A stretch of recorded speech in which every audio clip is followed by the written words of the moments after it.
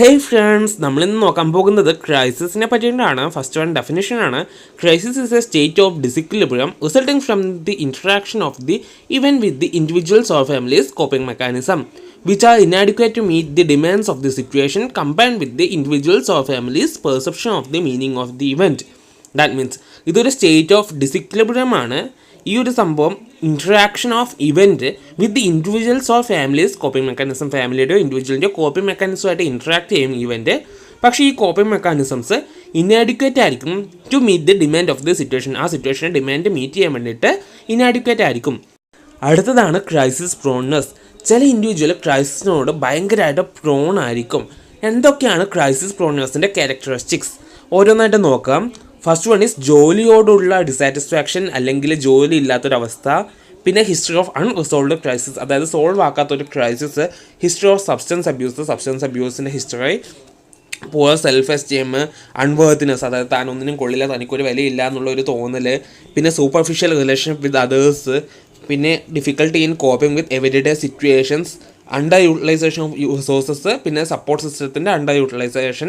പിന്നെ അലൂഫ്നെസ്, ഒറ്റപ്പെട്ടുള്ള ഏകാന്തത. പിന്നെ ലാക്ക് ഓഫ്. ഇനി അടുത്തത് ടൈപ്സ് ഓഫ് ക്രൈസിസ് ആണ്. 3 തരം ക്രൈസിസ് ഉണ്ട്: maturational crisis, situational crisis and social crisis. Okay, ഒരു ഇൻഡിവിജ്വൽ അവരുടെ ലൈഫിൽ പുതിയൊരു റെസ്പോൺസിബിലിറ്റി ആക്സെപ്റ്റ് ചെയ്യാനോ അല്ലെങ്കിൽ അവരുടെ പുതിയൊരു ലൈഫ് പാറ്റേണുമായിട്ട് അഡ്ജസ്റ്റ് ചെയ്യാനോ അഡാപ്റ്റ് ചെയ്യാനോ പോകുന്ന ടൈമിലാണ് ഈ ഒരു മെട്രോഷണൽ ക്രൈസിസ് വരുന്നത്.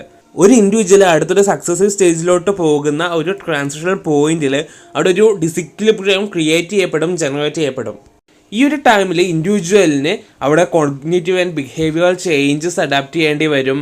പിന്നെ അവരുടെ ലൈഫിൽ അതിൻ്റെ കൂടെ വരുന്ന ഫിസിക്കൽ ചേഞ്ചസിൻ്റെ കൂടെ മുന്നോട്ട് പോകേണ്ടി വരും. ഈ ഒരു ചേഞ്ചിൽ, അതായത് ഒരു സ്റ്റേജിൽ നിന്ന് മറ്റൊരു സ്റ്റേജിലേക്ക് പോകുന്ന ടൈമിൽ അവിടെ എത്രത്തോളം സക്സസ് ആയിരിക്കും അവരെന്നുള്ളത് ഡിപ്പെൻഡ് ചെയ്യുന്നത് മുമ്പുള്ള സക്സസ്, അതായത് മുമ്പുണ്ടായ വിജയങ്ങൾ, പിന്നെ സപ്പോർട്ട് സിസ്റ്റത്തിൻ്റെ availability, influence of role model, പിന്നെ acceptability of new role by others, മറ്റുള്ളവർ എങ്ങനെ ആ റോൾസിനെ ആക്സെപ്റ്റ് ചെയ്യുന്നു എന്നൊക്കെ ഡിപ്പെൻഡ് ചെയ്യും. ഇൻക്രീസ്ഡ് ക്രൈസിസ് പൊട്ടൻഷ്യലെ കാണിക്കുന്ന ട്രാൻസിഷണൽ സ്റ്റേറ്റ്സ് ആണ് നമ്മുടെ അഡോളസെൻസ്, കല്യാണം, പിന്നെ റിട്ടയർമെൻറ്റ്, മിഡ് ലൈഫ്, പാരൻറ്ഹുഡ്, മാതൃത്വമൊക്കെ അല്ലെങ്കിൽ അച്ഛനമ്മ ആവുന്ന ഒരു സിറ്റുവേഷനൊക്കെ. അടുത്തത് സിറ്റുവേഷണൽ ക്രൈസിസ് ആണ്. It is an unanticipated stressful event that creates disequilibrium by threatening one's sense of biological, social or psychological integrity. ഒരു വ്യക്തിയുടെ ബയോളജിക്കൽ അല്ലെങ്കിൽ സോഷ്യൽ അല്ലെങ്കിൽ സൈക്കോളജിക്കൽ ഇൻ്റഗ്രിറ്റിനെ ത്രട്ടൺ ചെയ്തിട്ട് അവരുടെ ലൈഫിൽ ഒരു ഡിസിക്വിലിബ്രിയം ഫോം ചെയ്യുന്ന നമ്മൾ പ്രതീക്ഷിക്കാത്ത ഇവൻറ്റ്സ്, സിറ്റുവേഷൻ അല്ലെങ്കിൽ സ്ട്രെസ്ഫുൾ ആയിട്ടുള്ള സിറ്റുവേഷൻസ് ആണ് സിറ്റുവേഷണൽ ക്രൈസിസ് പ്രസിപ്പിറ്റേറ്റ് ചെയ്യുന്നത്. സിറ്റുവേഷണൽ ക്രൈസിസിന് എക്സാമ്പിളാണ് premature birth, role changes, status changes, പിന്നെ death of a loved one, physical illness, mental illness, divorce, change in geographic location, poor performance in school, ഇതൊക്കെ വരും. അടുത്തതാണ് സോഷ്യൽ ക്രൈസിസ്. ഇതിൽ വരുന്നതാണ് natural disasters like flood, earth violence, nuclear accidents, mass killing, contamination of large areas with toxic waste, wars, ഇതൊക്കെ. അപ്പോൾ ഇതെന്ന് വെച്ചാൽ നമ്മൾ ഒരിക്കലും പ്രതീക്ഷിക്കാത്തതാണ്. പിന്നെ മൾട്ടിപ്പിൾ ലോസസ് ഉണ്ടാക്കും, റാഡിക്കൽ എൻവയോൺമെൻറ്റൽ ചേഞ്ചസും ഉണ്ടാക്കും. പിന്നെ ഇത് അൺകോമൺ ആണ്, പിന്നെ ആക്സിഡൻ്റലാണ്.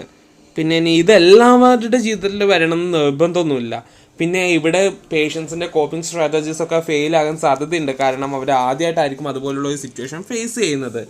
അപ്പോൾ അവർക്ക് അതിനുള്ള ഒരു എക്സ്പെർട്ടൈസ് ഒന്നും ആക്കാൻ പറ്റത്തില്ല. പിന്നെ സപ്പോർട്ട് സിസ്റ്റം ചിലപ്പോഴും അൺഅവൈലബിൾ ആയിരിക്കും. കാരണം അവരും ഇതേപോലൊരു സിറ്റുവേഷനിൽ പെട്ട് കിടക്കുന്നുണ്ടാവും. അതായത് നാച്ചുറൽ കലാമിറ്റീസ്, നമ്മുടെ ഫ്ലഡിൻ്റെ ടൈമിലൊക്കെ നമുക്ക് മനസ്സിലായിട്ടുണ്ടാകും. ഇനി നമ്മൾ നോക്കാൻ പോകുന്നത് ഫേസസ് ഓഫ് ക്രൈസിസ് ആണ്. പ്രൊപ്പോസ്ഡ് ബൈ കപ്ലാൻ ആണ്. 4 ഫേസസ് ഉണ്ട്. ഫേസ് 1, എന്തെങ്കിലും ഒരു പെർസീവ്ഡ് ത്രെട്ട് ഉണ്ടാകുമ്പോൾ, അപകട സൂചന ഉണ്ടാകുമ്പോൾ ആൻസൈറ്റി ലെവൽ ഇൻക്രീസ് ആകും. ഈ ഒരു ടൈമിൽ നോർമൽ കോപ്പിംഗ് സ്ട്രാറ്റജീസ് ആക്ടിവേറ്റ് ആകും. ഈ ഒരു നോർമൽ കോപ്പിംഗ് സ്ട്രാറ്റജീസ് ഈ ഒരു സ്ട്രെസ്സിനെ അല്ലെങ്കിൽ ഈ ഒരു ആൻസൈറ്റിനെ റെഡ്യൂസ് ചെയ്യാൻ ഹെൽപ്ഫുൾ ആയിട്ടില്ലെങ്കിൽ, അൺസക്സസ്ഫുൾ ആയാൽ ഫേസ് 2 പോകും. ഇനി നമ്മൾ ഫേസ് 2 പോകുന്നത്. ഈ ഫേസ് 2 പോകുന്ന ടൈമിൽ ഫർദറായിട്ട് ഡിസോർഗനൈസേഷൻ ആകും. കാരണം ഈ ഫേസ് 1 ഈ ഒരു കോപ്പിംഗ് സ്ട്രാറ്റജീസ് ഫെയിൽ ആയതുകൊണ്ട് തന്നെ ഈ ഒരു ടൈമിൽ patient experiences sense of vulnerability, അതായത് ഭയങ്കരമായിട്ട് താൻ വൾണറബിൾ ആണ് എന്നുള്ള ഒരു ഫീലിംഗ് ഒക്കെ ഉണ്ടാകും പേഷ്യൻറ്റിന്. Individual may attempt to cope with the situation in random fashion. അതായത് പേഷ്യൻ്റ് പലതരം സ്ട്രാറ്റജീസ് ഇങ്ങനെ മാറി ട്രൈ ചെയ്ത് നോക്കും. അതായത് ഇങ്ങനെ റാൻഡംലി ചൂസ് ചെയ്ത് കൊടുക്കും, ഇതാകും എന്നൊക്കെ. പക്ഷേ എന്നിട്ടും ഈ ഒരു ആൻസൈറ്റി കുറഞ്ഞിട്ടില്ല, കണ്ടിന്യൂ ചെയ്യുകയാണെങ്കിൽ ഫേസ് 3 കിടക്കും. ഈ ഒരു ഫേസ് 3 പേഷ്യൻ്റ് അവരുടെ ക്രൈസിസ് റീഡിഫൈൻ ചെയ്യും. എന്നിട്ട് new problem solving measures may also effect a solution. ഈ return to pre crisis level for functioning may ഒക്കെ, അതായത് ഇപ്പോൾ ഇതൊരു എഫക്റ്റീവ് ആണെങ്കിൽ, പുതിയൊരു പ്രോബ്ലം സോൾവിങ് മെഷേഴ്സൊക്കെ എഫക്റ്റീവ് ആണെങ്കിൽ ആദ്യത്തെ പ്രീ ക്രൈസിന് മുമ്പിലുള്ള ലെവലിലേക്ക് എത്തും. ഈ ഒരു ടൈമിൽ പേഷ്യൻ്റ് ആൻസൈറ്റി ഒക്കെ റെഡ്യൂസ് ആയിട്ട് ആ നോർമൽ സിറ്റുവേഷനിൽ എത്തും.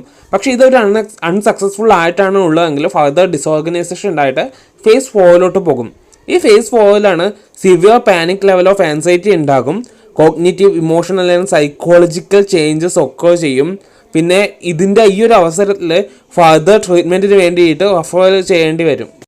ഇനി അടുത്തതാണ് signs and symptoms of crisis. ഒരു ക്രൈസിസിൻ്റെ സൈൻസ് ആൻഡ് സിംറ്റംസ്. ഒന്നാമത്തത് ആൻസൈറ്റിയാണ്. Experiences a heavy burden of floating anxiety. പിന്നെ ഡിപ്രഷൻ, ആങ്കർ, ഗിൽട്ടൊക്കെ പുറത്തേക്ക് കാട്ടും. Attempt to get rid of anxiety using various coping mechanism. Healthy ആയിട്ടുള്ളതും അൺഹെൽത്തി ആയിട്ടുള്ള കോപ്പിംഗ് മെക്കാനിസം ഒക്കെ യൂസ് ചെയ്യാൻ തുടങ്ങും. അതൊക്കെ നമ്മുടെ ഒരു എവിഡൻസ് ആണ്, സയൻസ് ആണ്. പിന്നെ incapable of even taking care of the daily needs and may neglects his responsibility. അതായത് റെസ്പോൺസിബിലിറ്റി ഒക്കെ മാറ്റി വെച്ചിട്ട് ഈ ക്രൈസിസ് തന്നെ ഇങ്ങനെ ആലോചിച്ചുകൊണ്ടിരിക്കും, ഡിപ്രസ്ഡ് ആയിട്ട് നിൽക്കും. പിന്നെ ഇറേഷണൽ, പിന്നെ മറ്റുള്ളവരെ കുറ്റപ്പെടുത്താൻ തുടങ്ങും അവന് സംഭവിക്കുന്ന കാര്യങ്ങളെ പറ്റിയിട്ടൊക്കെ ആലോചിച്ചിട്ട്. അടുത്തതാണ് പ്രോസസ് ഓഫ് ക്രൈസിസ് അല്ലെങ്കിൽ റെസൊല്യൂഷൻ ഓഫ് ക്രൈസിസ്. ഒരു healthy resolution of crisis depend ചെയ്യുന്ന കാര്യങ്ങൾ എന്തൊക്കെയാണെന്ന് നോക്കാം. Realistic appraisal of the precipitating event, അതായത് recognition of the relationship between the event and feeling of the anxiety in necessary for effective problem solving to occur. അതായത് ഇവൻറ്റും ആൻസൈറ്റിയും തമ്മിലുള്ള relationship പ്രോപ്പറായിട്ട് കണ്ടുപിടിച്ചാൽ ഈ ഒരു പ്രോബ്ലം സോൾവിങ് മെത്തേഡൊക്കെ എഫക്റ്റീവ് ആകത്തുള്ളൂ. പിന്നെ അവൈലബിലിറ്റി ഓഫ് സപ്പോർട്ട് സിസ്റ്റം, എന്തൊക്കെ support system available ആണ്, support ചെയ്യാൻ എന്തൊക്കെ ഉണ്ട് എന്നൊക്കെ നോക്കണം. പിന്നെ availability of coping measures over A life time. ഇനിയാണ് ക്രൈസിസ് റിസോൾവ് ചെയ്യാനുള്ള 3 വേസ് ഏതൊക്കെയാണ്. ഒന്ന് സ്യൂഡോ റെസൊല്യൂഷൻ, അൺസക്സസ്ഫുൾ റെസൊല്യൂഷൻ, പിന്നെ ഒന്ന് സക്സസ്ഫുൾ റെസൊല്യൂഷൻ. സ്യൂഡോ റെസൊല്യൂഷനിൽ സംഭവിക്കുന്നത് എന്താണെന്ന് വെച്ചാൽ എന്തെങ്കിലും ഒരു പ്രോബ്ലം അല്ലെങ്കിൽ എന്തെങ്കിലും സിറ്റുവേഷൻ വരുമ്പോൾ അതുമായിട്ട് അസോസിയേറ്റ് ചെയ്ത് വരുന്ന ഇമോഷൻസൊക്കെ അടിച്ചമർത്തിയിട്ട് റിപ്രസ് ചെയ്ത് വെക്കും. അത് കോൺഷ്യസ് ആയിട്ട് ബോധവാൻ തന്നെ ആയിരിക്കും അവർ. അപ്പോഴെല്ലാം അടിച്ചമർത്തി അങ്ങ് വെക്കും.